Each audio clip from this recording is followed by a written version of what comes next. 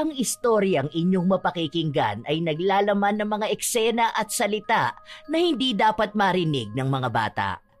Ang gabay ng mas nakatatanda ay kailangan. Ay, grabe ang sakit ng katawan ko. Ano ba yung vitamins na maganda para hindi sumakit ng ganito ang katawan ko? Ang sakit ng dibdib ko. Kagabi akala ko malalagutan ako ng hininga. May sakit na yata ako, no? Ganito yung sakit noon ni Lolo eh. Namana ko na yata sa kanya yun. Saan ba pwede magpa-check up? Baka kasi kung ano na mangyari sa akin eh. May gatas ba tayo dyan? Para naman lumakas-lakas ang resistensya ko. Matanda ka na kaya sumasakit ng ganyan yung katawan mo. Aalagaan mo katawan mo pero nagda-drugs ka naman. Dito yung masakit sa akin eh. Dito sa baba, sa bandang ribs. Hindi kaya may cancer na ako? Alam mo, kung ano-ano yung pinagsasasabi mo, wala namang katuturan eh. Kapag wala kang tama, lahat na lang sa katawan mo masakit. Pati yung sakit ng mga ninuno natin nararamdaman mo na. Tapos sinasabi mo na naman mo sa kanila. Kapag naman nakadrugs ka, hindi ka natutulog, hindi ka nagpapahinga. Akala mo sobrang lakas mo. Inaabuso mo masyado katawan mo eh. Ewan ko sa'yo, nawalan ka talaga ng utak sa kada drugs mo. Ang pagkalulong sa droga ang isa sa mga nakakatakot na bisyo ng isang tao. Yun ang bisyo na meron si Ian. Dahil doon, magiging pasakit din siya sa buhay ng mga taong kasama niya sa bahay. May pag-asa pa kaya siyang magbago? O kasabay lang din ito ang pagkakaroon niya ng panghabang buhay na parusa gamit ang itim na kapangyarihan? Kuya, nakita mo ba yung blower ko? Anong blower?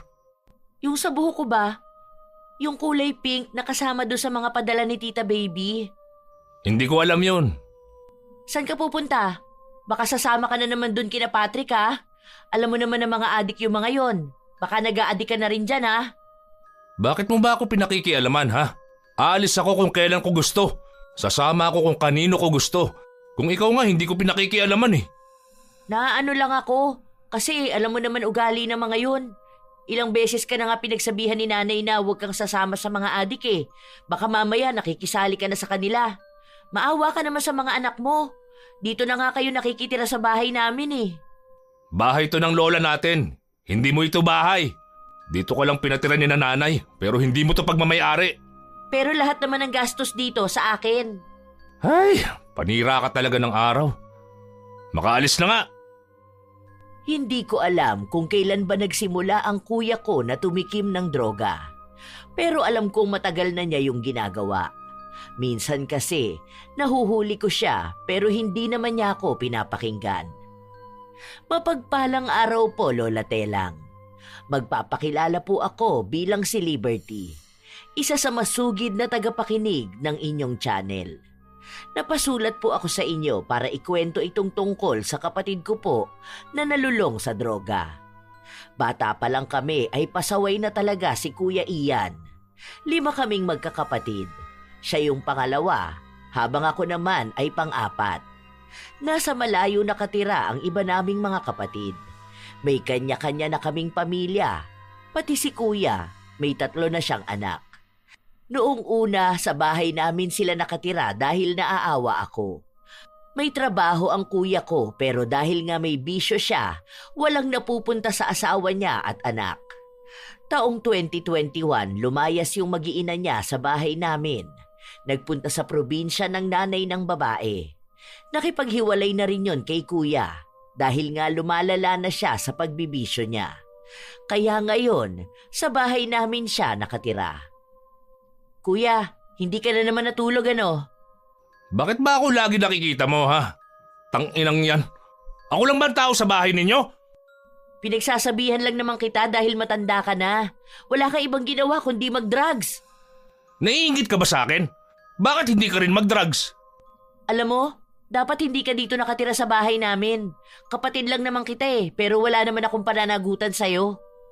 Kaya ka iniwan ng asawa mo eh, hindi ka na nagbago-bago. Sana isa ka na lang sa mga natukhang noon.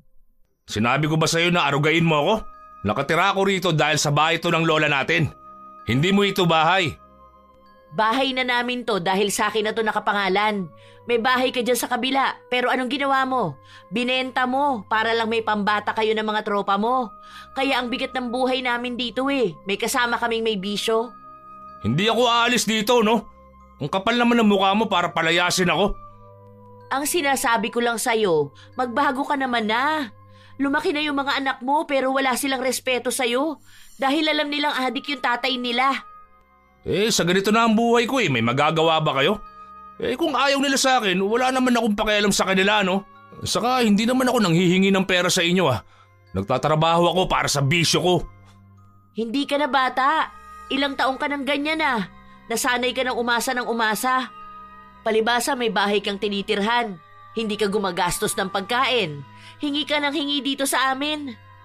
Magkapatid tayo tapos nagdadamot ka sa akin ng ganyan? Kapatid kita, pero hindi naman sana kita obligasyon, no? Lalo na may bisyo kang ganyan.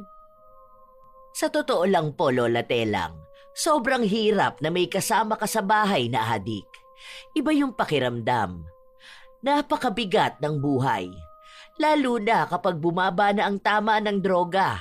Madalas na nagwawala sa bahay ang kuya ko. Minsan pa nagmumura siya, tapos ang minumura niya yung sarili niya. Laging apektado ang buong pamilya ko kapag wala siya sa mood. Kami palagi yung nag-a-adjust para sa kanya. Kapag bumaba ang droga sa kanya, hindi pa pwedeng kausapin dahil bigla na lang magagalit. Minsan pa nga, umuwi ako noon na ang kaaway niya ay ang panganay kong anak. Bakit kasi nandito ka sa amin? Pabigat ka rin no? Ang tanda mo na ganyan ka pa rin? 50 years old ka na, wala pa rin nangyayari dyan sa buhay mo. Paano ang iniisip mo palagi kung paano ka magdodroga? Natuyo na yung utak mo. Gago ka pala Ang bastos mong bata ka. Magiging bastos talaga ako. Sino ba nagsabi na dapat galangin yung mga adik, ha? Anong nangyayari? Yung tarantado mong anak, pinagbibintangan ako Tangina niya. Kapag ako talaga nabwisit dyan, basag talaga ang mukha ng gagong yan. Hindi yun pagbibintang. Paano? Nilapag ko lang dyan yung singsing ko. Gold yun. Tapos nawala na. Hinahanap ko sa kanya kasi siya lang yung tumambay dyan. Magnanakaw yan. Kapag mga adik talaga, mga magnanakaw. Hindi ko nga yung kinuha. Puro ka pagbibintang sa akin. Nung nakaraan nga, ninakaw mo yung isa kong cellphone. Tapos binenta mo. Buti na lang iPhone yun. Nalaman ko yung location. Tapos nung tinanong ko kung sino yung nagbenta, tinuro yung tropa mo. Sino ba naman magbibigay nun sa tropa mong adik? Di ba ikaw? Dapat pinapalayas yan dito. Ikaw ang dapat umalis dito. Dahil matanda ka na. Aba, mas matanda ka naman. May asawa't anak ka na nga na iniwan ka. Siksik ka ng siksik dito sa amin. Buisit ka. Magnanakaw. Adik! Gago! Ano ba yan? Tama na, kuya. Ilabas mo na yung kinuha mo. Regalo yun sa akin ni Lola, tapos nanakawin lang. Hindi ko nga kinuha. Pinagtutulungan niyo akong dalawa. Huwag ka naman magnakaw dito sa amin. Nakikitira ka na nga lang ganyan ka pa. Gusto mo kasi kami yung laging umiintindi sa'yo. Hindi ko sinabi na intindihin niyo ako. Mag-adjust kayo hanggat buhay pa ako. Dahil hindi ako aalis dito kahit anong mangyari. Hindi na nga nakita ang singsing ni Wendy. Galit na galit ang anak ko, pero pinagsabihan ko na hayaan na lang muna niya. Alam ko naman, Lola Telang, na may mali din ako. Hinahayaan ko lang din yung kapatid ko na ganituhin ang pamilya ko. Palagi nga rin kaming nag-aaway ng asawa ko dahil gusto niyang palayasin si Kuya Ian. 2 beses sa 1 linggo lang din kasing nasa bahay ang asawa ko dahil nga sa trabaho niya. Alam ko naman na nag-aalala din siya para sa mga anak namin, lalo na at ang daming gamit ang nawawala. Hindi pwedeng bukas ang mga kwarto dahil minsan nang nawala ng 5,000 ang anak ko. Inilapag niya lang daw yon sa lamesa niya. Tapos nakalimutan niyang ikandado ang kwarto niya. Isang hapon, pagka-uwi ko galing sa trabaho, naabutan ko si Kuya Ian na nakatulala lang sa isang gilid. Hindi ko na sana siya papansinin, pero nagsalita siya. Magpakamatay na kaya ako, no? Bumaba na naman yung tama mo kaya ganyan ka na naman. Total, wala namang kwenta na ang buhay ko Baka magbigti na lang ako siguro. Ganyan ka na naman. Tapos hindi mo naman inaayos ang buhay mo. Pag magpapakamatay ka, huwag dito sa bahay ko ha. Magpasagasa ka dun sa labas para may magbayad ng pampalibing mo. Ganyan ka na naman. Pampamalas ka talaga sa buhay ko eh. Puro ganyan ang naiisip mo tapos susunod dyan, isang tawag lang ng tropa mo, magmamadali ka na naman. Tapos pag nakatira ka, 3 days ka na naman niyang high. Akala mo si Superman ka. Tapos kapag pababa na yan tama mo, aawayin mo na naman ang mga tao dito sa bahay. Tapos kapag wala ka ng tama, maiisipan mo na naman magpakamatay. Tapos magsi-self-pity ka na naman. Para kasing wala nang magandang nangyayari sa buhay ko. Eh ano ba kasi nga asahan mo magandang mangyayari sa buhay mo kung wala ka namang ibang inatupag kundi ang mag-drugs? Ang sabi kasi nila kapag tumanda ako, wala naman daw akong mapapala sa inyo. Lalo na dyan sa mga anak mo. Kakawawain lang nila ako. Alam mo, ikaw ang kumakawawa sa sarili mo. Ilang beses ka na naming sinasabihan na ayusin mo yung buhay mo, pero hindi mo namang ginagawa.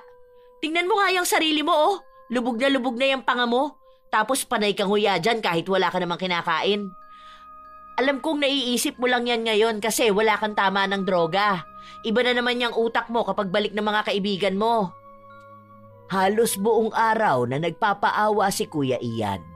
Lagi niyang sinasabi na kawawa raw siya, na tumanda na siyang ganon ang buhay niya. Pero pagkatapos naman nun, nakakulong na naman siya sa kwarto niya. Nagsisindi na naman. Pagkatapos ng mga paawa niya, nagsimula na naman siyang magkalkal ng kung ano-ano. Nang hihingi siya ng mga sirang charger, aayusin niya raw. Hanggang madaling araw, ganon ang ginagawa niya. Kung ano-anong sirang gamit ang kinakalikot niya. Nakita ko pa nga po siya na kinukumpuni yung pinatapon ko ng plancha. Hanggang sa nagising na ulit ako ng umaga. Ang daming kalat sa sala. May mga binaklas pa siyang kung ano-anong basura. Nakakainis na naman yan si Tito. Tignan mo, after 3 days niyan, magwawala na naman yan dito sa bahay. Dapat kasi hindi ka na naaawa dyan eh. Pinapalayas mo na yan dapat. Nung panahon ni Duterte, dapat tinuro mo na yan eh para binaril yan dun sa labas. Wag, nakakaawa naman. Mas maawa ka naman sa mga tao dito sa bahay, ma. Ang tagal na natin nagtitiis sa kanya eh. Mga bata pa lang kami, nananahimik na kami palagi kapag galit siya. Alam mo ba kung ano epekto nun sa mental health namin? Parang pati mood sa bahay, nakadepende sa kanya. Walang katahimikan dito sa atin. Wala namang kasing kukup-kup sa tito nyo. Saka pinagsasabihan ko naman siya. Pinagsasabihan nyo ni hindi nga nakikinig yan. Nakaka-drain dito sa bahay. Nakikita ko pa lang siya, sira na mood ko. Lalo na kapag ganyan na nakatira siya. Ang galaw-gaw niya, kung ano-anong pinaggagawa sa bahay. Tapos kapag lobat na, mumurahin na niyan sarili niya. Nagsasalita na siya mag-isa. Kaya hindi rin tayo umaasenso eh. Yung malas nandito mismo sa bahay. Pero kasi kapag nakikita ko siya, naaawa ako. Kapatid ko pa rin naman siya eh. Yan ang mahirap kapag puro na lang awa ang pinapairal. Naaawa ka sa kanya pero sa pamilya natin na nagtitiis, hindi. Magkapatid kayo pero hindi mo naman na siya obligasyon. Kami ang obligasyon mo, ma. Kung malaki lang sahod ko, mag-iipon ako. Bibili talaga ako ng ibang bahay. Tapos dun tayo lilipat. Bigay ko na sa kanya tong bahay na pinagmamalaki niya. Ang hirap niyan. Minsan andito yung tropa niya. Andiyan sila sa kwarto niya, humihit-hit. Baka isipin ng mga tao, ganun din tayo. Nagpapapasok ng adik yung pabigat na adik. Nakakapagod. Nakaka-stress. Hindi ka ba nagsasawa sa ganito? Habang buhay ba tayo magtitiis sa kapatid mo, ma? Yung asawa at anak nga niya lumayas na sa kanya eh. Tapos tayo ganito. Hinahanapan ko na siya ng trabaho at paupahan para doon na siya lumipat. Hindi mo yan mapapaalis ng ganun lang, ma. Hayahay ang buhay niya dito sa atin eh. Kailangan dyan sa pilitan. Wala ba naman siyang ibang inintindi kundi yung bisyo niya? Kapag gusto niya, kakain siya. Kapag wala siyang pambisyo, magnanakaw siya. Kasi ako, sawang-sawa na ako sa ganitong buhay. Lagi na lang walang choice. Lagi na lang nag-a-adjust. Gusto rin namin ng peace of mind. Yung bahay na ligtas para sa amin. Yung bahay na walang adik. Ramdam ko talaga ang anak ko. Lahat naman sila nagsasabi nun sa akin. Yung isang anak ko pa nga, gusto nang bumukod. Nakikiusap na sa iba niyang mga kamag-anak na doon na lang muna siya makikitira dahil pagod na siya sa nangyayari sa bahay namin. Pero hindi ko naman magawang mapaalis ang kuya ko. May mali din talaga sa akin dahil naaawa ako. Napapabayaan ko rin maging yung mga kailangan ng anak ko, lalo na sa emosyonal na parte. Nagpatuloy ang mga araw. Dumating na naman sa punto na nagwawala si Kuya Ian. Buwisit talaga! Buwisit! Ano na namang nangyayari sa'yo? Basta, galit ako. Hindi ko alam kung bakit. Nakakabuwisit lahat ng tao, tangina! Wala naman yatang ginagawa sa'yo yung mga tao, nagwawala ka na dyan. Bakit ba? Sa galit na galit ako nung magagawa nyo. Nararamdaman kong gusto kong magalit kaya magagalit ako. Mga buwisit! Sinuntok niya pa ang salamin. Nabasag yun. Tapos, galit na galit siya maging sa kurtina na sumagi lang sa kanya. Sinipa niya rin ang sofa at lamesa.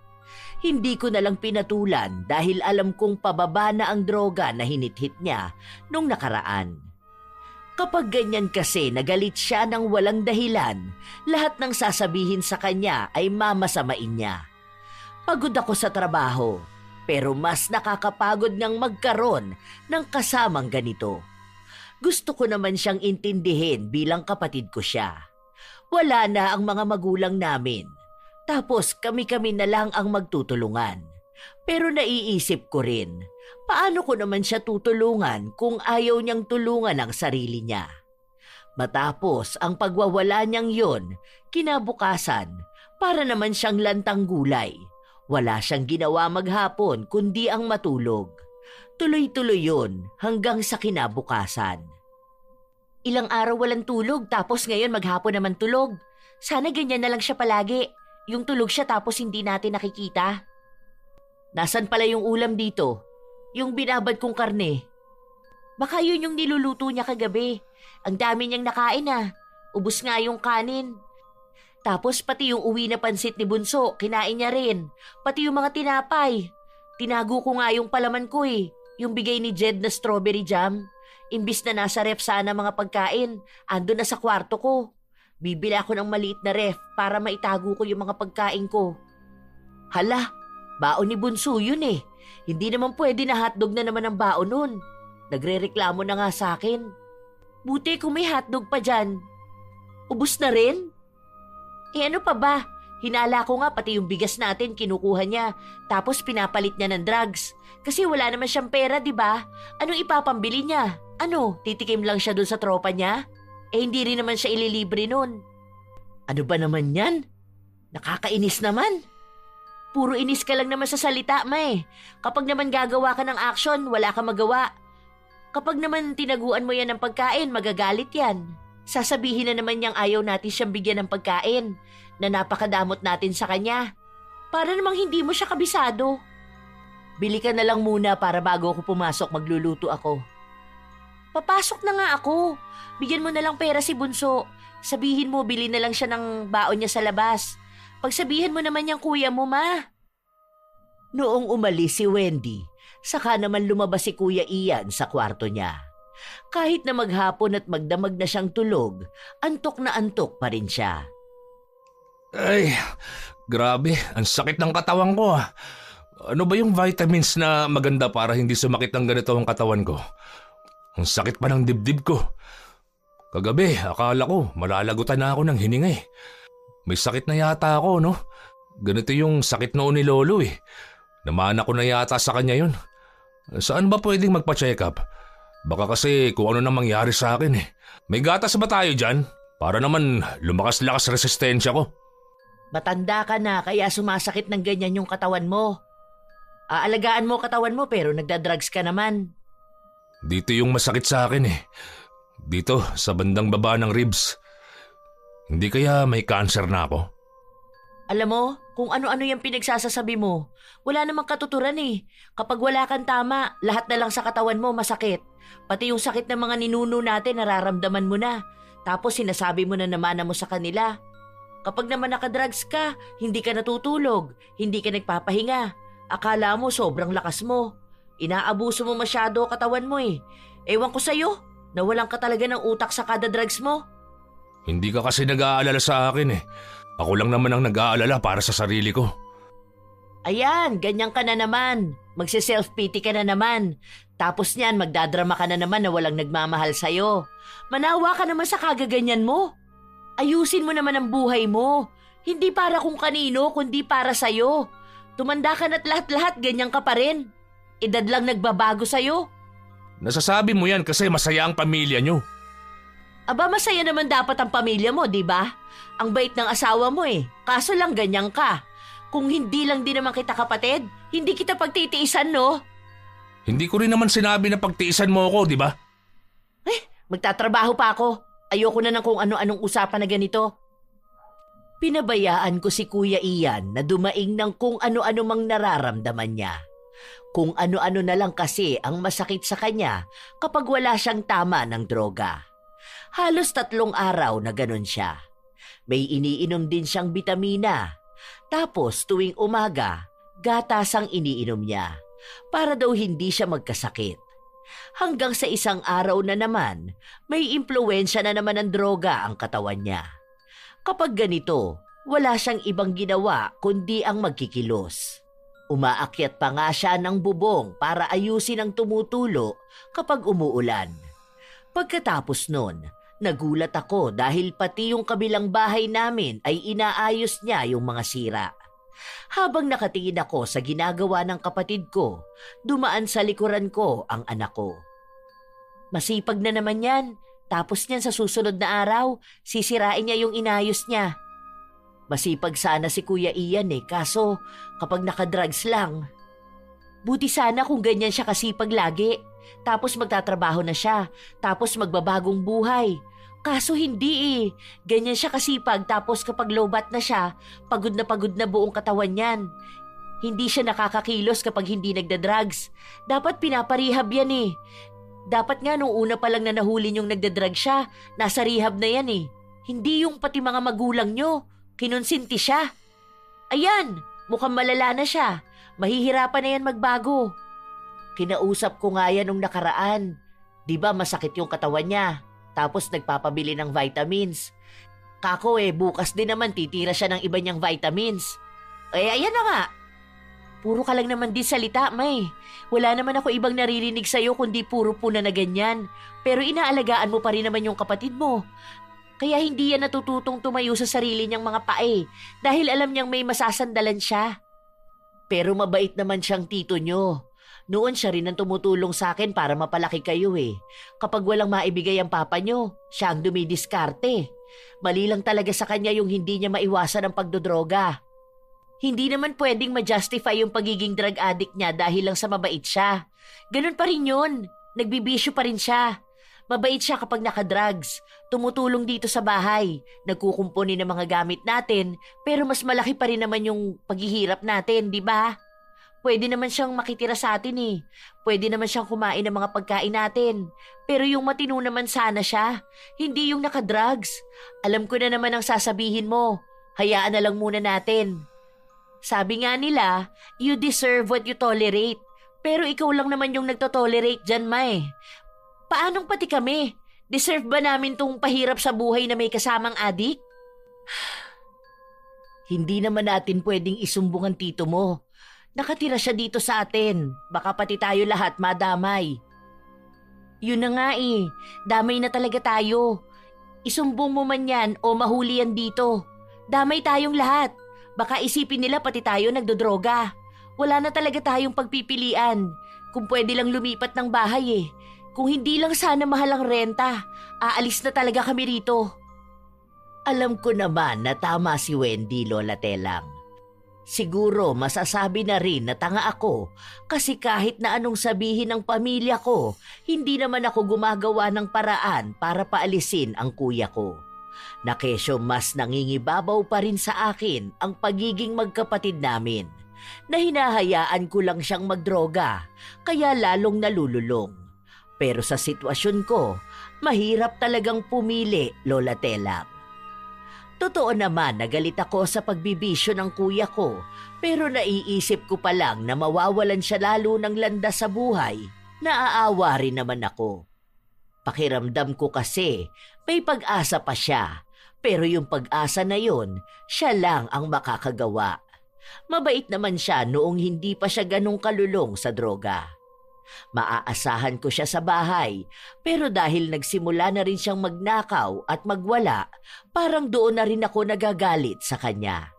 May pagkakataon na naaawa ako. May pagkakataon naman na nakakaramdam akong sobra na ang ginagawa niya. Hanggang sa paulit-ulit lang yung ganon. Kahit na lumipas ang isa pang taon, walang pagbabago sa buhay namin. Laging may nawawalang gamit. Laging may nawawalang pera dahil sa pagnanakaw ng kapatid ko. Palaging magulo ang bahay namin. At kapag magulo ang bahay, magulo din ang buhay ng mga nakatira ron. Lahat ng tao sa bahay kaaway ko.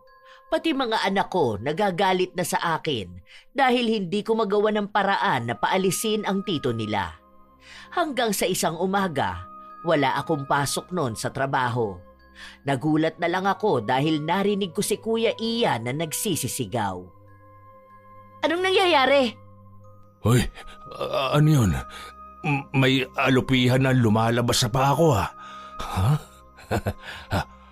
Ang lakas na naman ng tama mo. Nabubulol ka na sa pagsasalita mo. Sobra na naman yung tira mo. Ang aga-aga naman, kuya. Walang pasok ngayon. Nagpapahinga yung mga tao. Ha?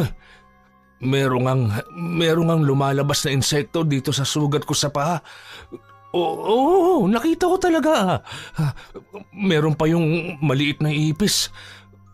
Kagabi, yun ang nakita ko eh. Akala ko panaginip lang eh. Hindi yan totoo. Nag-hallucinate ka dyan sa taas ng tama mo. Kung tinigil mo yung pagdadrugs mo, wala ka namang makikita na kung ano-ano eh. Isipin mo na lang, bakit naman may lalabas na insekto dyan sa sugat mo? Eh wala namang insekto sa katawan ng tao. Para kang tanga dyan. Baliw ka na talaga. Hindi ako nagsisinungaling. Nakita ko naman talaga eh. Masakit nga tong sugat ko eh. Kaya siguro hindi to gumagaling at lumalala. Dahil may mga ganitong lumalabas. Ha? Gulat nga ako kanina eh. Kasi alupihan talaga yon. Oo, sigurado ako. Hinila ko pa nga para makalabas lahat eh. Ang akala ko nga, papasok ulit sa sugat ko eh. Ha?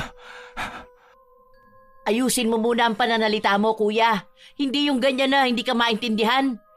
Para ka pang may nginunguya dyan. Nanginginig pa yung panga mo. Halatang katatapos mo lang tumira eh. Huwag ka naman magulo. Gusto namin magpahinga. Paulit-ulit niyang sinasabi yon sa mga tao sa bahay.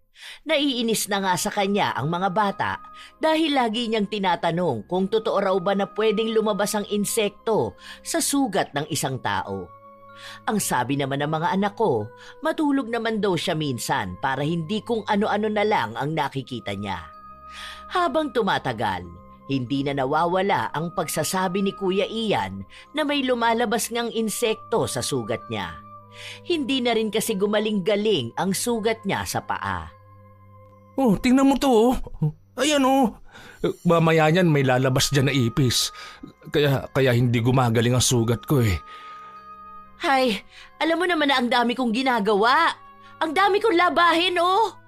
Bakit ba kasi kayo hindi naniniwala sa akin? May lumalabas nga na insekto sa sugat ko. Kuya, ang tanda mo na. Ano ba naman yan? Ano ka, bata? Para takutin na may lalabas na ipis sa sugat mo? Meron nga talaga, meron. Kanina nga merong mga ipis na manliliit eh. Ha? Hay nako, huwag mo sayangin ang oras ko. Kaya hindi gumagaling yung sugat mo kasi hindi mo naman yung ginagamot. Akala mo bata ka para masaktan kapag lilinisan mo yung sugat mo? Alipo nga lang yan nung una. Hindi kasi kayo naniniwala sa akin. Wala talagang maniniwala sa'yo. Luto na yung utak mo sa droga eh. Malamang hindi na yan nakakapag-isip ng tama. Huwag mo naman kaming guluhin.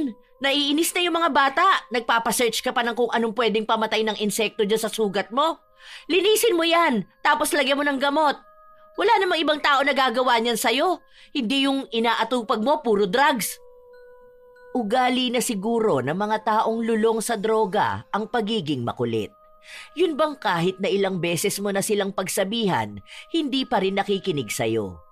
Dahil ganon ang kuya ko. Kasasabi ko lang sa kanya na huwag siyang magulo, pero pabalik-balik siyang parang bata para ipakita sa akin ang sugat niya. Sa inis ko, pinatakan ko yon ng Sonrox. Aray ko naman, pambihira ka. Ba't mo naman ako binuhusan ng Sonrox? Aray ko! Alam mo namang masakit yan eh. Ano ba? Ang kulit mo naman kasi. Nakita mo ang dami kong ginagawa rito. Aray, ano ba? Pwede mo naman akong paalisin ah. Tama na! Pinapaalis naman kita, di ba? Panay ka pakita niyang sugat mo. Wala naman lumalabas dyan. Itigil mo yung pagdodroga mo. Tingnan mo, malalaman mong wala talagang insekto dyan sa sugat mo. Doon ka na nga. Isa pa, baka iskubahin ko pa yung sugat mo. Paharang-harang ka dyan. Hindi na nga ako kinulit ni kuya, pero yung mga anak ko naman. Kaya nung natapos akong maglaba, sa akin naman sila nagreklamo. Pati si Wendy ay inis na inis. Wala siyang ibang ginawa kundi sabihin na mamaya may ipis na naman. Ano ba naman yun? Alam nyo naman na gano'n ang tito nyo eh. Hayaan nyo na. Puro hayaan. Bukas yan, palobat na yan. Alam mo na next yan. Tulog yan maghapon tapos gigising yan na galit. Ganon nga ang nangyari kinabukasan. Umuwi ako na wala ang mga bata. Mukhang nakakulong na naman sa mga kwarto nila. Si Kuya Ian naman, parang lantang gulay na nakaupo sa sofa. Nakabuka pa ang bibig niya at parang doon siya humihinga. Nakatulala lang siya. Para bang pagod na siya sa buhay niya. Sanay naman ako sa ganon niyang itsura, lalo na kapag wala ng epekto ang droga sa katawan niya. Bakit ang daming kalat na bulak dyan? Huwag mo akong kausapin. Nagtatanong lang ako. Nagtatanong ka? Hindi mo ba nakikita naglilinis ako ng sugat ko? Palibhasa, wala kayong pakialam sa akin eh. Sino ba naman ako sa buhay niyo rito, di ba? Ayan ka na naman. Wala na namang epekto ang drugs. Kami na naman ang pag-iinitan mo dito sa bahay. Oo, talaga. Dahil pare-pareho lang kayo ng mga anak mo. Sama mo pa yung asawa mo. Ang baba ng tingin sa akin. Tang-ina ninyong lahat. Kung nabubwisit ka na naman sa buhay mo, huwag mong idamay ang pamilya ko. Damay kayo ha. Mga buwisit kayong lahat. Mas buwisit ka. Ginaganyan mo yung sarili mo tapos kapag buwisit ka na sa buhay mo, kami naman ang pagbubuntunan mo. Hindi ka ba nananawa dyan sa ganyang buhay mo, ha? Yung paulit-ulit na ganyan? Kasi kaming mga kasama mo, sawa na sa'yo. Wala akong pakialam. Kung sawa na pala kayo bakit hindi nyo na lang ako iwan dito? Lumayas kayo! Layas! Bahay namin to tapos kami ang lalayas? Oo! Dahil may pamilya ka naman. Kaya lumayas kayo rito. Kuya, ayusin mo yung buhay mo. Tumatanda ka na. Hindi ka na bata para alalayan. Hindi yung ganyan ka palagi. Wala naman kasing ibang laman yung utak mo kundi droga eh. Hindi mo isipin kung anong pwede mong gawin para makabawi ka man lang sa sarili mo. At dun sa mga anak mong lumaki at lahat-lahat, hindi ka pa rin napapatawad. Wala akong pakialam sa kanila. Magsama-sama kayo. Pagtulungan niyo ako. Hindi ka namin pinagtutulungan. Sinasabi lang namin kung ano yung totoo. Gusto mo kasi yung puro ganun ka sa barkada mo eh. Yung mga iniwan na rin ng pamilya nila. Mga wala na rin kwenta yung mga buhay nila. Kung lagi kang magse-self-pity dyan, walang mangyayari sa'yo. Matuto ka ibangon ng sarili mo. Kasi wala namang ibang magbabangon yan kundi ikaw lang. Kung anong nangyayari sa'yo ngayon, hindi namin yung kasalanan. Ikaw ang pumili ng ganyang buhay, di ba? Ikaw yung pilit na lapit ng lapit sa bisyo mo. Umalis ka nga sa harapan ko. Babasagin ko tong mga gamit mo rito eh.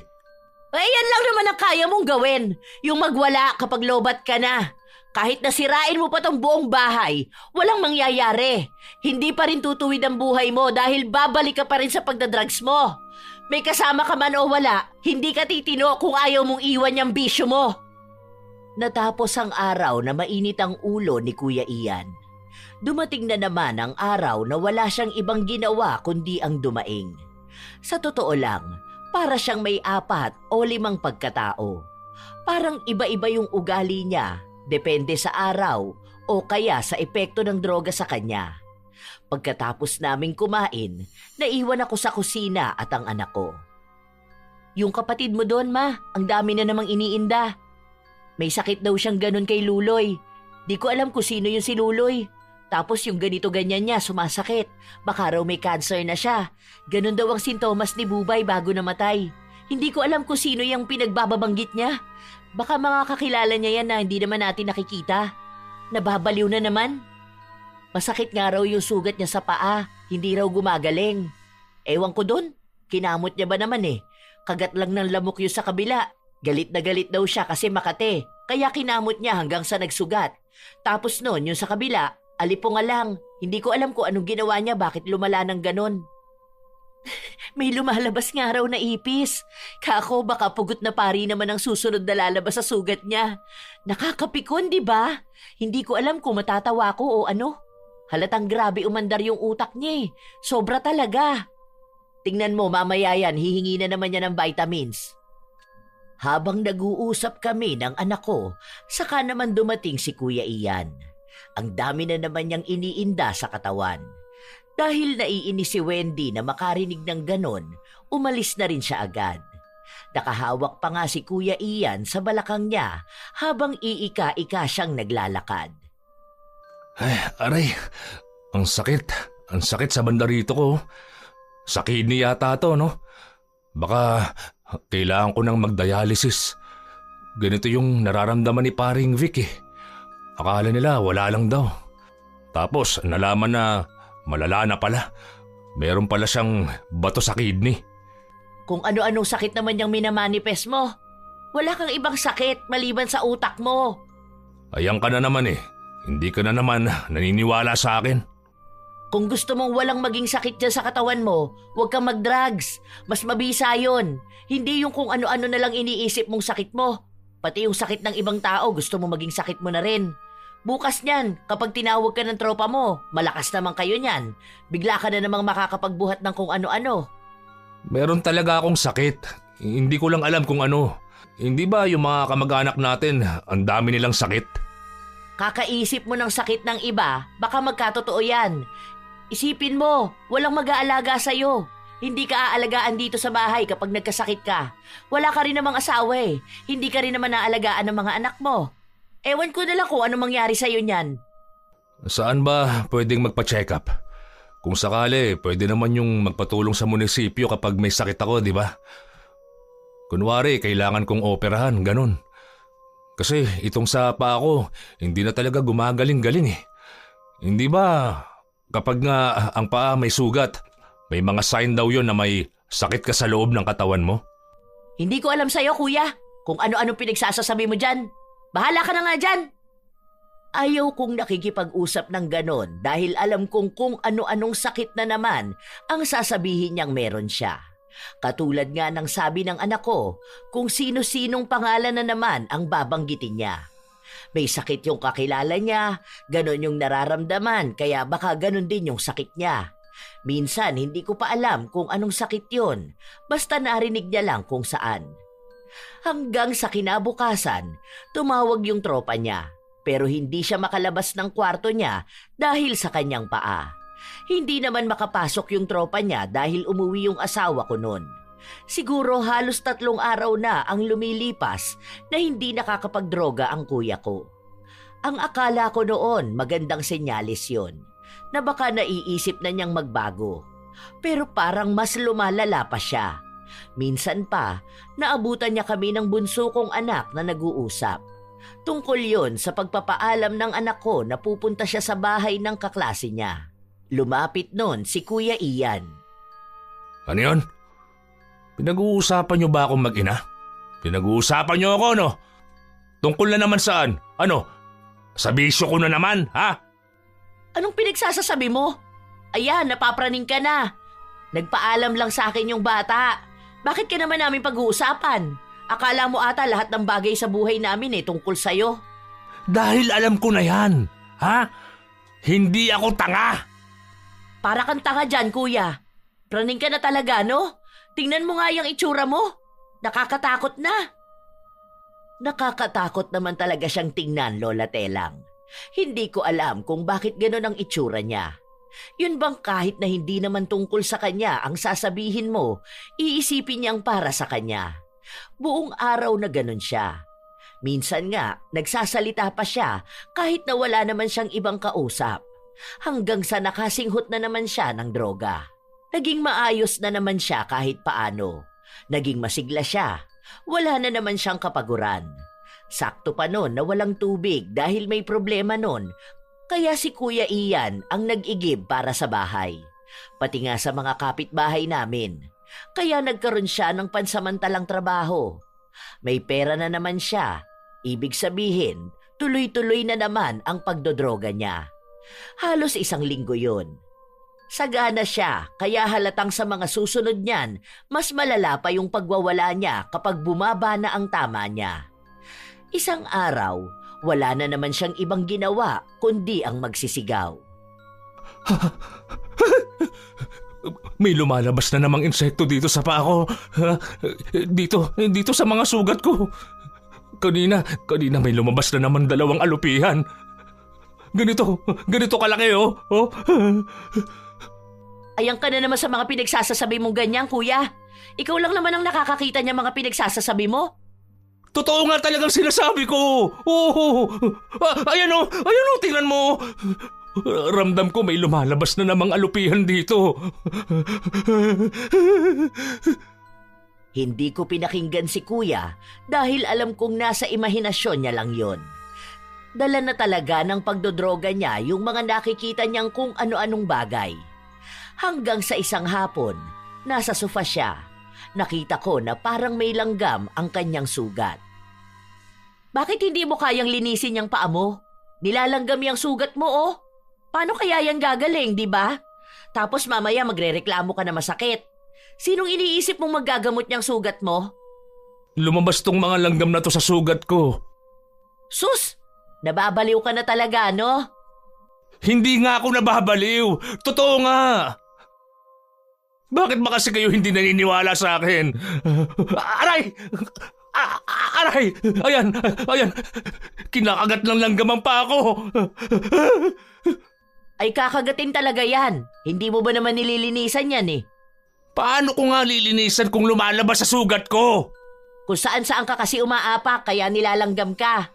Dinala mo pa yan dito. Baka mamaya langgamin yung mga pagkain dito sa bahay. Linisin mo na yan. Kung ano-ano na naman ang mga pinagsasasabi mo dyan. Mamaya niyan, alupihan na naman ang sasabihin mong lumalabas dyan sa sugat mo. Doon ka na nga. Totoo nga ang sinasabi ko. Aray, ang sakit ng sugat ko. Aray, ano ba yan? Aray. Naiinis na ako dahil alam naman niyang may sugat siya pero hindi niya pagamutin. Mas inaatupag niya yung pagsasabi niyang may kung ano-anong insekto sa sugat niya. Hanggang sa lumipas ang mga araw, madalas ko siyang naririnig na sumisigaw sa kwarto niya. Nabubulabog kami dahil kahit na madaling araw, nagsisisigaw siya sa sakit. Maaga pa akong gigising bukas, ma. Pagsabihan mo naman yung kapatid mong adik, ma. Ayusin niya naman. Hindi lang kamo siya ang tao dito sa bahay. Lagi na lang masakit ang ulo ko sa trabaho dahil hindi maayos ang tulog ko dito sa bahay eh. Kahit day off, walang pahinga dito. Lumabas ako ng kwarto para puntahan si kuya. Nakasarado yung pinto niya pero alam ko naman na maririnig niya ako. Patuloy siyang nagsisigaw sa sakit na sinasabi niya.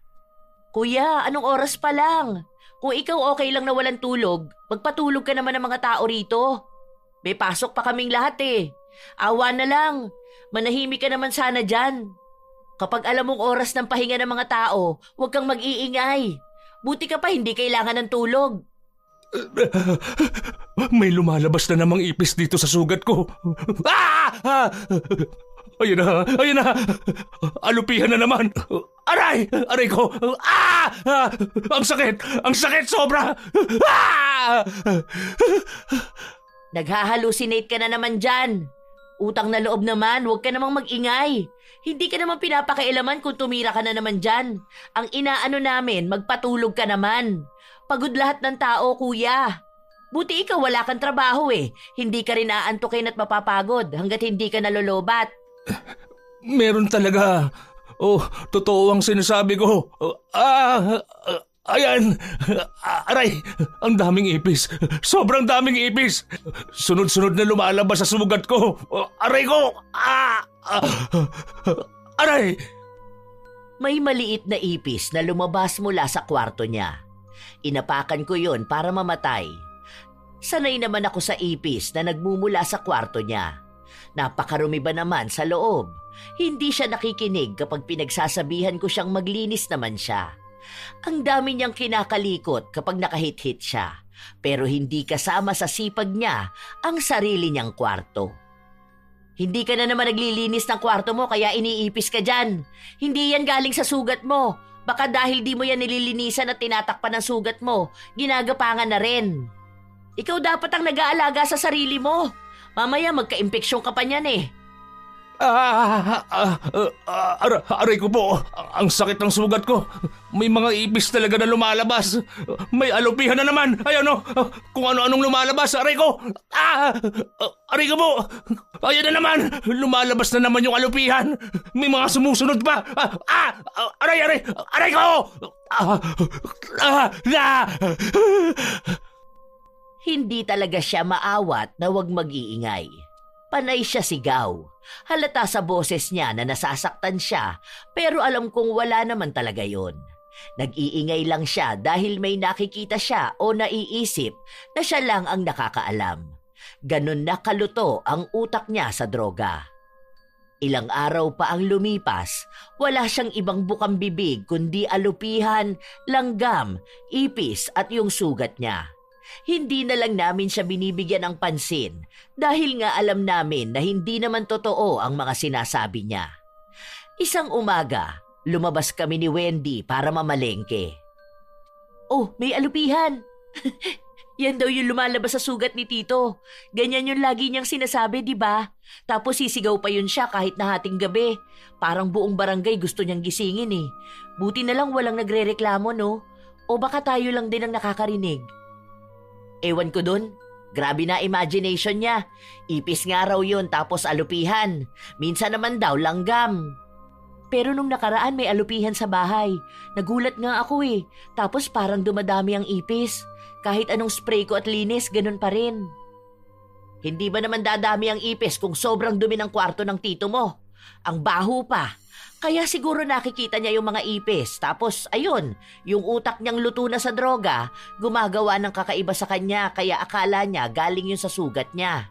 Baka ginagapangan, ganon, tapos akala niya lumabas na. What if totoo nga yun, ma? Na may lumalabas sa sugat niya? Diyos ko naman, anak.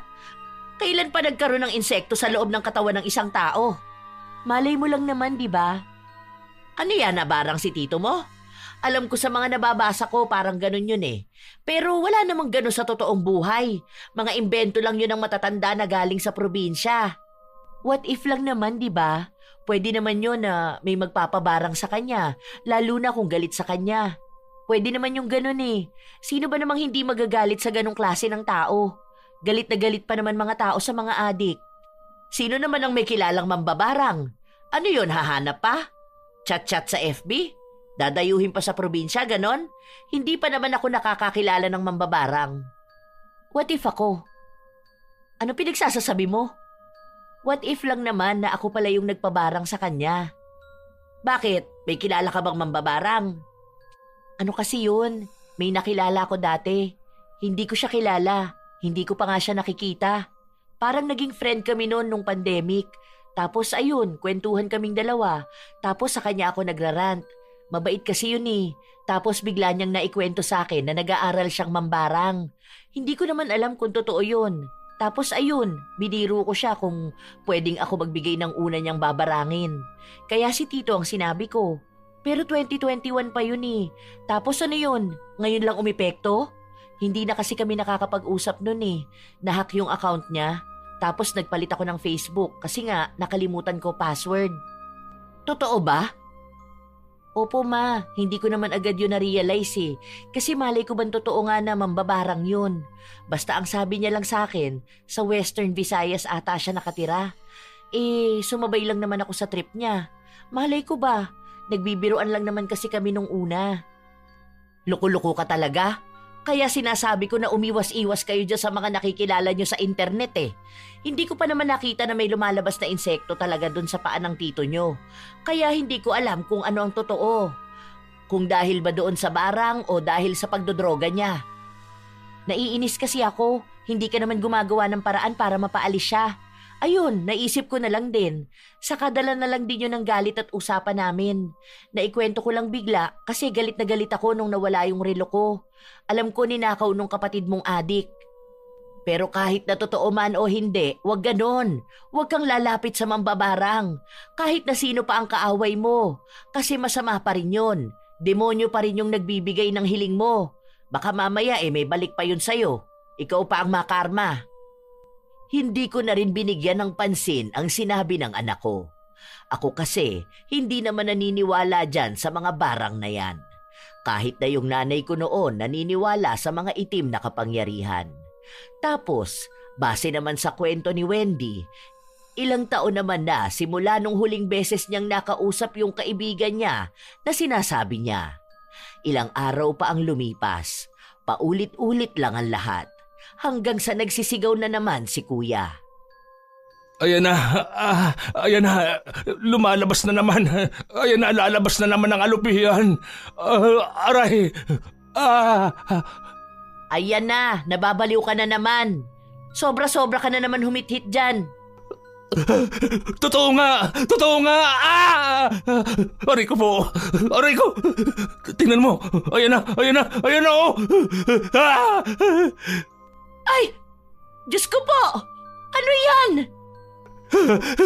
Sabi ko sa iyo may lumalabas na alupihan sa sugat ko eh. Aray ko! Aray! Sobrang sakit! Sobrang sakit niya talaga! Aray ko po! Hindi ko alam kung anong magiging reaksyon ko nung mga panahon na yon, Lola Telang. Nakikita mismo ng mga mata ko na unti-unting lumalabas ang alupihan sa sugat ng kuya ko. Dahan-dahan pa yon, parang hinahalukay pa ang laman niya. Magkabilang pa ayon, pero sa kabila naman ipis. Napapasigaw din ako kasabay ng pagsigaw ni kuya. Nasasaktan talaga siya. Hindi ko naman alam kung sinong tatawagin ko. Ang sakit talaga. Kaya hindi gumagaling ang sugat ko eh. Hindi ko alam kung saan ang galing ang mga yan. Ganyan lagi eh. Kaya nga sabi ko, masakit talaga eh. Ayan na naman. Ayan na naman. Ramdam ko na may umuuka sa laman ko. Ayan. Aray ko. Aray. Hindi niya kinakaya ang sakit. Parami ng parami ang lumalabas. Kahit natakpan niya, kahit nalagyan niya ng gamot, ganun pa rin. Hanggang sa gumabi na, umuwi na ang anak ko. Dahil siya lang naman ang nakakaalam ng ganun, sinabi ko sa kanya kung ano ang nakita ko. We, totoo ba ma? Oo nga, nakita ko mismo. Grabe, parang isang dangkal ata yung alupihan na lumabas doon sa isa niyang paa. Di mas lalong nagnanayon. Kaya pala palaki ng palaki yung sugat niya eh. Akala ko naman kinakamot niya lang. Baka naman nag-hallucinate ka na rin. Baka sa susunod sabihin nila na pamilya ng baliw tayo rito. Hindi totoo talaga na nakita ko. Nagulat din naman ako eh. Pero talagang kitang-kita ng dalawang mata ko. Hindi lang isang beses.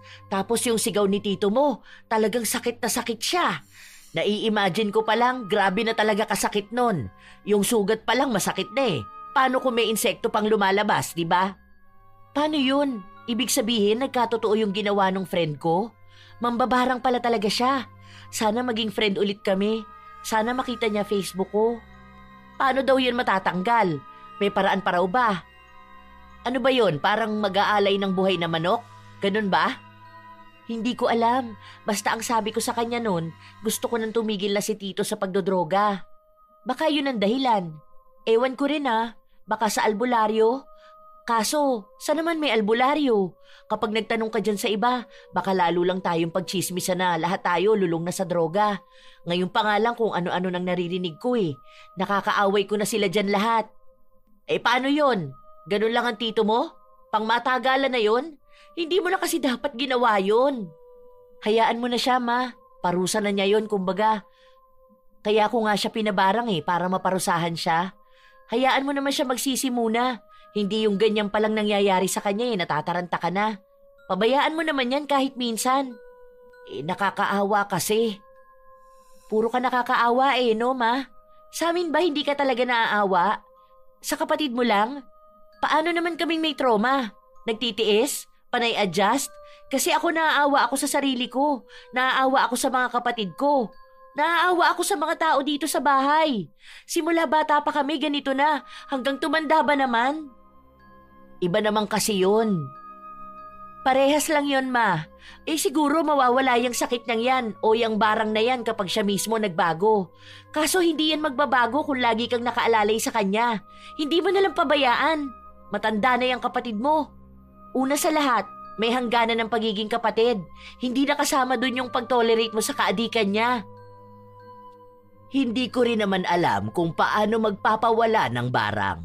Sinubukan kong magtanong sa mga kakilala ko, pero katulad nga ng sinabi ng anak ko na pagkakamalan na rin akong nagdodroga. Iniisip niya na baka kung ano-ano na lang din ang nakikita ko. Malaki ang epekto nun kahit sa trabaho ko, lalo na alam nila na may kasama kaming adik sa bahay. Naging mas mahirap ang lahat sa amin, pati mga kapitbahay namin, mga kamag-anak. Iba na ang naging tingin nila sa pamilya ko.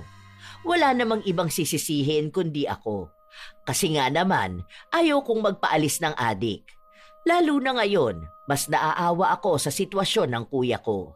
Buong paa niya yung may sugat. Nakikita mismo namin na may lumalabas na insekto doon. Buhay talaga. Natatakot din lalo ang mga anak ko. Ay, hindi ko na alam kung anong gagawin ko. Mag-spray ka nga dyan, nak, para sa ipis. Kumakalat na naman, oh. Ang dami ko nang napatay niyang kanina Tapos yung sa alupihan pa. Baka makakagat pa yon. Imposible na hindi mo alam kung anong gagawin mo, ma. Mas may isip ka sa kapatid mo. Alam mo yan, hindi mo lang talaga ginagawa. Matagal mo na dapat alam kung anong gagawin. Hindi mo lang tinatanggap sa sarili mo na tama yun. Ano, palalayasin ko siya? Doon siya sa kalsada magkaroon ng ganyang sakit? Alam mo naman yung tito mo, di ba? Kasi kahit naman adik yun, kapatid ko pa rin siya. May iba pa namang choice, di ba? May rehab naman. Pwede kang lumapit sa mga social worker. Sila yung tutulong mag-asikaso niyan kay tito. Sila yung may alam paano magpasok ng adik sa rehab. Ano, naaawa ka na naman? Ma, ikaw na ang may kakayahan gumawa nito. Hihintayin mo ba na kami pa ang magreklamo sa mga pulis? Hihintayin mo bang bigla na lang siyang dadamputin? Di ba mas maganda kung isusumbong mo siya tapos kukunin na lang siya dito? Kasi kung naaawa ka talaga sa kapatid mo, hindi mo na hinintay na mawalan niya ng utak. Hindi ko alam kung paano. Alam mo, ma, wag mo na itanggi na alam mo. Ang daming paraan. Ang dami mong kakilala. Huwag mo nang hintayin na habang buhay na siyang ganyan. Yung mamatay na lang siyang hindi nagsisisi at nagbabago. Maawa ka sa kanya. Maawa ka sa amin. Para pare-pareho tayong manahimik. Kasi hirap na kaming tumanda na lang at lahat-lahat. Ganito pa rin. Tapos may choice naman yung nanay namin. Wala namang ginagawa. Tingnan mo nga. Nagpabarang pa ako bigla para lang matahimik. Nawala na ng choice. Pati sa paniniwala na hindi ko pinaniniwalaan, nilapitan ko na. Ikaw pa kaya na alam na dapat ang gagawin? Pinag-iisipan ko pa kung anong gagawin ko. Habang lumalala kasi yung sugat sa paa ni kuya, lumalala na rin yung pag-uugali niya. Lagi siyang galit. Hindi nakakausap ng maayos. Napapraning. Paano? Hindi na rin kasi siya nakakalabas, kaya hindi siya nakakabili ng panghit-hit niya. Hindi rin siya mapasok ng mga tropa niya, kaya walang nagdadala sa kanya. Lagi siyang dumadaing ng kung ano-ano. Nagiging mas matakaw siya, pero nangangayayat naman. Hindi ko na maintindihan. Siguro mas nangingibabaw talaga sa akin ang awa ko sa kanya bilang kapatid. Hanggang sa kinausap ko siya tungkol nga sa gustong gawin ni Wendy. Bali, lumapit na ako sa barangay. Magpapatulong na ako para madala ka sa rehab. Wala na akong choice eh. Hindi ka rin naman nagbabago. Baka kailangan na tong maging sapilitan. Bakit ako dadalhin doon? Inaabandona mo na ako? Ganito ba ang ibig sabihin ng kapatid para sa'yo, ha? Para din naman sa'yo to, kuya. Ang tagal mo ng ganyan eh. Tama naman sila na hindi pwedeng habang buhay na ganyan ka. Tumatanda na tayo. Kung tutuusin, dapat ine-enjoy natin ang buhay natin eh. Hindi yung ganito ka-stress. Tanga ka pala eh, ha? Alam mo na nga may sakit ako, di ba? Hindi mo ba nakikita tong mga pa ako? Hindi ko na nga alam ang gagawin ko sa nangyayaring to eh. At naglalabasan tong mga lintik na insekto na to. Hindi mo rin kasi ako iniintindi eh. Porket maayos kayong pamilya mo, kung ano-ano nang gusto nyong gawin sa akin. Wala man lang nag-aalala sa akin. Walang nangungumusta kung okay pa ba ako. Kung hindi na ba masakit tong mga pa ako. Kung anong kailangan ko. Akala mo ba masaya ako sa ganito, ha?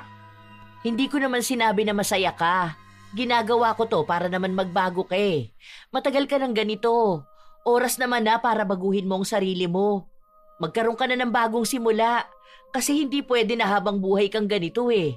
Kung hindi kami nag-aalala sa'yo, tingin mo ba hindi ko iisipin kung saan ka mapapabuti? Ang ibig sabihin, gusto mo talaga akong umalis dito sa bahay nyo? Gusto mong solohin tong bahay na to? Tapos magdadamutan nyo ako sa pagkain, di ba? Alam ko naman yun eh. Ramdam ko naman na ayaw nyo sa akin dito. Hindi ko na lang yung sinasabi. Parang hindi ka mag-aanak ang tingin nyo sa akin ah. Kapag andyan ang mga anak mo, walang kumakausap sa akin. Intindihin mo naman, kuya, na kapag naging maayos ka na, pwede kang magbagong buhay. Hindi pa naman huli ang lahat eh. Sana nga talaga dati ko pa to ginawa. Saka wag mong punahin yung mga anak ko. Inintindi ka nila ng mahabang panahon. Kaya ngayon, gagawa na rin ako ng tamang desisyon. Hindi pwede na palagi na lang din akong naaawa sa'yo. Kasi yung mga anak ko nga naman yung mas nakakaawa. Basta, hindi ako sasama kahit na kanino. Hindi ako aalis dito. Matagal na akong nakatira rito eh. Kaya kahit na anong pilit nyo sa akin, hindi ako aalis! Galit na galit si kuya. Pinagmumura niya ako at lahat ng tao sa bahay. Kung ano-ano pang pinagsasabi niya. Ilang araw na gano'n ang ugali niya. Hindi niya kami kinakausap ng maayos dahil naiirita na rin siya sa sugat niya. Minsan nga, sinasaktan na niya maging sarili niya. Kaya yun na rin ang isa sa nakakaalarma. Ang sabi pa ng mga anak ko, baka masaktan din kami. Nagbanta rin kasi si kuya na kapag nainis siya, susunugin niya ang buong bahay. Kahit na hindi ko alam kung gagawin niya o hindi. Maraming tao pa ang madadamay pag nagkataon. Isang araw, hindi ako pumasok sa trabaho dahil darating ang mga tao nakakausap kay Kuya Ian. Galit po yun, kaya wag na lang kayo lalapit sa kanya at baka masaktan pa kayo. Banda rito na lang kayo pumwesto. Maliit lang din ang kwarto niya kaya siguro kahit isang tao na lang muna yung nasa loob.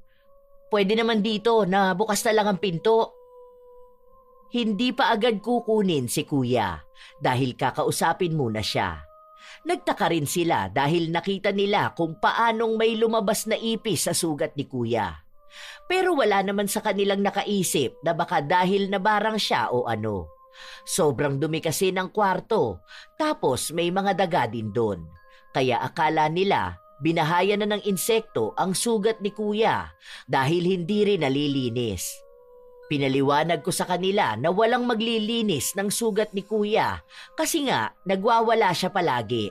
Tapos hindi siya lumalabas ng kwarto niya. Talagang itinuloy mo tong gusto mo? Kinakausap ka naman nila ng maayos, Kuya. Para naman sa kapakanan mo tong ginagawa eh. Ikaw rin naman ang makikinabang nito. Anong maayos? Pinagkakaisahan niyo ako eh. Sinasabi mo sa kanila na nagdodroga ako kaya kukunin nila ako. Kahit na ang totoo, gusto mo lang talaga akong paalisin eh. Dahil nagiging pabigat ako, di ba? Di ba? Nako kuya, kahit na hindi ko sabihin sa kanilang lulong ka na sa droga. Sa pananalita mo pa lang, sa kilos at dyan sa itsura mo, halata na talaga na adik ka. Tarantado ka pala eh. May sakit ako eh, di ba? Nagkasakit ka na lang dahil dyan sa bisyo mo. Hindi ako sasama sa mga yan. Subukan nyo talaga. Makikita nyo ang hinahanap nyo. Lumayas na nga kayo rito. Layas! Mga gago! Walang pinalampas na tao si kuya. Pinagsisigawan niya lahat. Panay din siya dura para lang lumayo sa kanya ang mga tao. Matapos nun, kinausap na ako kung ano ang gagawin nila. Dapat nung araw na yon titingnan lang muna siya, pero dahil nagbanta na siya, napapatayin niya ang mga tao sa bahay kapag tulog na kami, gumawa na ng hakbang ang mga tanod kasama ang social worker. Kinuha na agad nila si kuya. May banta na raw kasi ng panganib, hindi na nila pwedeng patagalin ang proseso. Mga buwisit kayo! Tandaan nyo to! Kapag ako talaga nakalabas, yari kayong lahat sa akin! Mga buwisit kayo! Ano ba? Bitawan nyo nga ako! Huwag nyo akong dalhin kung saan! Dito ang bahay ko eh! Ha? Ano ba? Bitiwan nyo ako sabi eh! Ano ba? Masakit makarinig ng ganon. Nagwawala pa si kuya. Parang gusto niya talagang manakit. Pero dahil na rin may sakit siya at hindi niya mailakad ang mga paa niya, hindi siya makatakas. Kung ano-ano na lang ang pinagsasabi nun ni kuya. Kinokonsensya niya pa ako dahil sa desisyon ko na yon. Naging maugong ang chismis sa lugar namin. Kung ano-anong naririnig ko. Yung iba mali-mali pa ang kwento pero hindi ko na sila pinapatulan dahil wala rin namang maidudulot yon sa buhay namin. Ano na raw ganap kay Tito? Ano raw gagawin sa kanya do sa rehab? Ang sabi sa akin, parang 2 weeks muna bago ako makakakuha ng balita. Parang hindi ko rin siya pwedeng makausap eh. Parang 2 weeks walang bisita, walang cellphone, as in walang contact. Para daw humupa yung withdrawal niya. Depende pa yan sa lakas ng tama sa kanya. Pero siguro kahit naman matapos ang 2 weeks, hindi pa rin naman ako kakausapin nun. Pero makakalabas pa siya, ganon? Mga taon pa yun siguro, no? Kapag talagang wala na siyang kaadikan. Tapos ganon lahat ng adik eh. Nire-rehab na. Kakatakot pa naman mga adik. Grabe trauma ko sa mga yan. Kaya feeling ko lahat ng nakikita kong lubugan pa nga. Mga masasamang tao talaga. Oo daw. Para kasing may detoxification pa raw na gagawin. Aalisin yung droga sa katawan niya. Yun ang sinabi sa akin nung nakausap nila ako. Marami pa nga silang pinaliwanag sa akin nun eh. Hindi ko lang maintindihan yung iba. Hindi ka kasi sumama sa akin nun. Ano yun? Tinanong ka kung ilang taon na siyang nagda-drugs? Kasi halata naman sa mukha niyang lulong na siya eh, di ba? Hindi na mapakali yung panga niya. Ang baho pa ng singaw ng katawan niya. Oo, tinanong yun. Tapos sinabi ko na mula nga high school siya. Pero patikim-tikim lang yun. Tapos nung tumanda na siya hanggang sa yun na nga na isinumbong ko siya. Kaya malala raw talaga yung adiksyon. Bantay sarado siguro talaga siya, no? May therapy, counseling, tapos didisiplinahin talaga siya doon. Kaso paano kaya yung sugat niya? Baka hanggang doon may lumalabas pa rin na insekto, no? Yun ang hindi ko alam. Pero ang sabi sa akin, nito lang daw may mga langgam daw yung sugat ni kuya. Hindi ko alam kung lumalabas ba yung langgam dun sa mismong sugat niya. Hindi ko kasi alam dyan sa barang na pinagawa mo. Baka nga kapag nagbago siya, di ba? Sana nga magbago pa ang tito mo. Nasabi ko na to sa mga anak niya kaso walang pakialam sa kanya. Sabi nila matagal na raw patay yung tatay nila para sa kanila. Kaya ayun, naawa ka na naman sa kapatid mo. Aba syempre naman, kapatid ko pa rin naman yon. Kahit na, kung hindi naman kasi siya naging adik, hindi siya gaganunin ng mga anak niya. Ang babait kaya ng mga yon. Tingnan mo, ang peaceful ng bahay natin. Ang tahimik, walang biglang magagalit. Ang gaan, di ba? Kasi tama yung naging desisyon mo. Huwag kang magsisi, ma. Mas magsisi ka kapag napatay tayo ng adik. Palinisan natin ang kwarto ni Tito para doon na lang ilagay yung iba nating gamit. Daming foil doon sa ilalim ng kama niya. Huling-huli ang mga parapernalya. Di ba hinaluhog nga yung kwarto niya? Siguro naman magiging maayos na tong bahay natin, no? Kung ano man yung mangyayari kay Tito, siguro yun na yung desisyon niya para sa sarili niya. Gusto man niyang magbago o bumalik sa dati. Parang second chance na niya yan. Kaya ikaw, ma, wag nang kung ano-anong iniisip mo. Hayaan mo namang mabuhay sa paraan niya yung kuya mo. Hindi yung sa kanya ka pa mas naaawa. Mga 3 linggo siguro yon nung may nagsabi sa akin na pwede kong bisitahin si kuya. Pero hindi matagal na usapan. Huwag ko raw papatulan kung sakali man na may sisihan. Dahil madalas daw kapag may nasa rehab na kamag-anak at hindi kusang sumuko yung tao, madalas na sinisisi nila yung nagturo sa kanila para mapunta ron. Galit pa rin daw kasi si kuya, kaya malabo na maiintindihan niya kung ano yung sitwasyon. Nag-aalangan pa ako na dalawin siya, pero nagpunta pa rin ako. Ano? Masaya ka na ba na nakikita mo ako rito? Na pinahihirapan mo ako? Masaya na ba kayo ng pamilya mo na wala na ako sa bahay nyo, ha? Hindi ko alam kung kailan ka makakalabas dito o kung kailan ba gagaling yang sa paa mo. Pero gusto ko lang sabihin sa'yo, sana maalala mo na ginawa ko to para sa'yo. Para magkaroon ka na ng maayos na buhay na hindi pa huli ang lahat para sa'yo.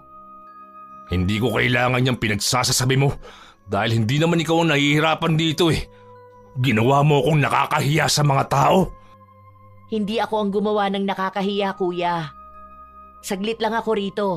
Basta ang gusto ko lang sabihin sa'yo, sana naman, di ba? Sana naman makita mo na may masayang buhay kaysa sa pag-aadik. Magsimula ka para sa sarili mo, hindi para sa ibang tao. Sana balang araw maintindihan mo tong ginawa ko. Para din to sa pamilya ko. Yun ang huling usapan namin ni kuya. Hanggang ngayon kasi, Lola Telang, nasa rehab pa rin siya. May balita naman ako sa kanya. Ang sabi nila, nagiging maayos na raw si kuya. Nag-aaral nga raw siya doon ng welding para kung sakali na makakalabas na siya, pwede na siyang magkaroon ng trabaho. Hindi ko alam kung magkikita pa ba kaming dalawa. Nung umalis kasi ng bansa si Wendy nitong nakaraang taon lang, ibinenta namin ang bahay. Tapos nun, kumuha kami ng ibang bahay malapit sa bagong pinapasukan na paaralan ng bunso ko. Malayo na yun doon sa bahay namin dati. Wala ring ibang nakakaalam dahil hindi na kami nagpabisita ng ibang kamag-anak. Alam na rin naman ni kuya na hindi na kami doon nakatira. Dahil yung isang naghahatid sa akin ng balita tungkol sa kanya, pinagsabihan ko na rin. Sa ngayon, nasa loob pa rin ng rehab si kuya. Pero ramdam ko na mas maayos naman na siya. Sana nga lang kung lalabas na siya, hindi na siya matukso ng mga taong makikilala niya na gumamit ng droga. Lalo na sa panahon ngayon, maluwag na ulit ang bentahan ng pinagbabawal na gamot. Sana lang may malaki siyang natutunan sa nangyari sa kanya. Dahil balita ko rin na parang nawawala na yung mga insekto sa paa niya. Pagaling na nga rin daw yung sugat niya. Baka totoo nga na nagbabago na siya. Hanggang dito na lang po ang pagbabahagi ko ng kwento ko, Lola Telang. Maraming salamat po. Tunay na mahirap magkaroon ng adik na kasama sa bahay. Dahil ang utak nila, mahirap hulaan. Hindi mo alam kung gagawa ba sila ng mali o masama. Araw-araw kang nabubuhay sa kaba. Takot na baka may mawala, baka may masaktan o baka isang desisyon lang ang maging mitya ng mas malaking gulo. Magkaroon ng tamang desisyon para sa mas nakakarami. Hindi batayan ang anumang problema sa paggamit ng droga. Dahil tunay na maraming buhay ang nasisira nito. Laging piliin ang kaligtasan ng nakararami kaysa sa awa sa iisa. Magkaroon ng malasakit pero hindi ang konsintihin ang mali. Tandaan na ang tunay na malasakit ay ang pagpiling gawin ang tama kaysa hayaan ng mali na patuloy na manira ng maraming buhay. Marami talaga ang problemang dulot ng droga. Hindi lang sa mismong gumagamit, kundi sa mga taong nakapaligid sa kanila. Kaya mga apo, wag na wag ninyong ilalagay ang sarili nyo sa ganitong sitwasyon. At sa mga gumagamit na, naway magkaroon kayo ng kalinawan para piliin ang mas matuwid na landas. Maaari pa rin kayong magbahagi ng inyong opinyon at kwento tungkol sa ibinahaging kwento ni Liberty. Naway nakapaghatid ito ng magandang aral. Ito ang inyong Lola Telang at maraming salamat sa palagi ninyong pakikinig mga apo.